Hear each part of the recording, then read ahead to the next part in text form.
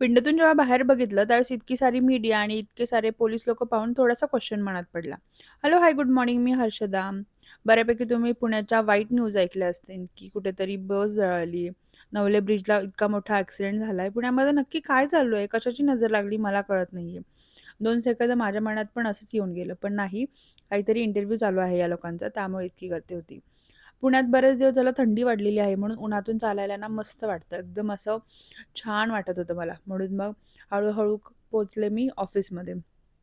ऑफिसमध्ये पोहोचल्यावरती पण मस्तपैकी मी फिट चेक केला, थोडासा सेल्फी व्हिडिओ घेतला आणि खरं तर काय होतं ना, वर्क फ्रॉम ऑफिस हा कधी पण बेटरच असतो. कारण घरी असल्यावरती आपण तसेच कम्फर्टेबल लाईफ जगत असतो.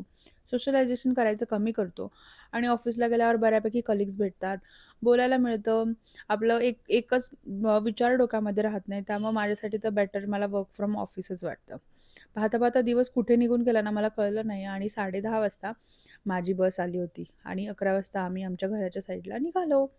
तर असा काय माझ्या दिवसाचा एंड झाला. चला तर मग उद्या भेटूया अशाच एका व्लॉगमध्ये.